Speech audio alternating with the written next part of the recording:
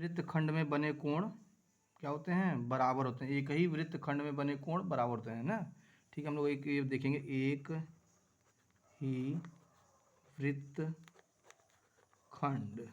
में बने कोण बराबर होते हैं।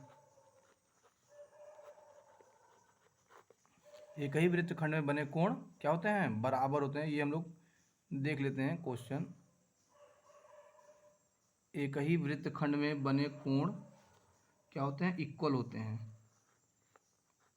एक ही वृत्तखंड में बने कोण इक्वल होते हैं। इसमें हम लोग क्वेश्चंस को सॉल्व करेंगे। एक वृत्त मतलब होता है सर्कल, वृत्त मतलब होता है सर्कल। एक ही वृत्तखंड में बने कोण बराबर होते हैं। जैसे मान लीजिए एक वृत्त ले लीजिए, एक सर्कल ले लीजिए, इस तरह से हम लोग सर्कल ले लेंगे। ठीक है, एक सर्कल ले लेंगे और यहाँ पे इसका एक केंद्र हो जाएगा O, इसका एक वृत्त हो जाएगा O। ठीक है, और यहाँ पे इसका एक वृत्तखंड मतलब देखिए एक वृत्तखंड है, ये एक वृत्तखंड है AB एक इसका जीवा हो गया।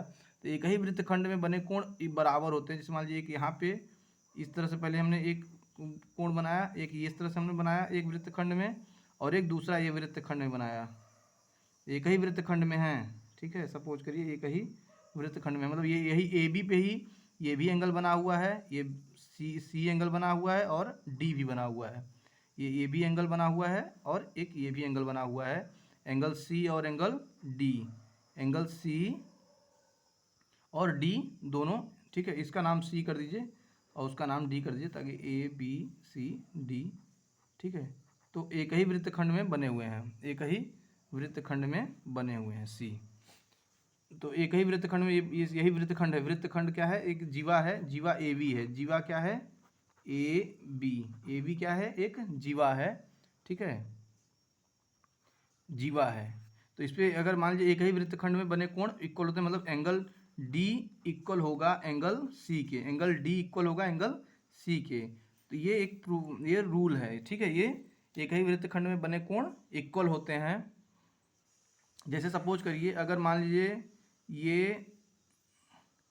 ये अगर 60 डिग्री है तो ये भी ऑटोमेटिक क्या होगा? ये भी 60 डिग्री ही होगा। ये सर्कल का एक रूल है, एंगल C एंगल D बराबर हो जाएगा 60 डिग्री। अगर मान लीजिए हमको ये दिया हुआ है 70 और ये दिया हुआ है 80, तो 70 और 80 हो जाएगा, 70 और 80 हो जाता है, 70 + 80 हो जाएगा 150। तो 150 में से 180 में से माइनस करेंगे 150 माइनस करेंगे तो कितना आ जाएगा? एंगल ये आ जाएगा 30। तो ये एंगल अगर 30 आएगा तो ये भी आपका 30 ही होगा, ये भी एंगल आपका 30 ही होगा। तो एंगल ये 30 तो ये भी 30 होगा। तो इस तरह से एक ही वृत्तखंड में बने कोण इक्वल होते हैं।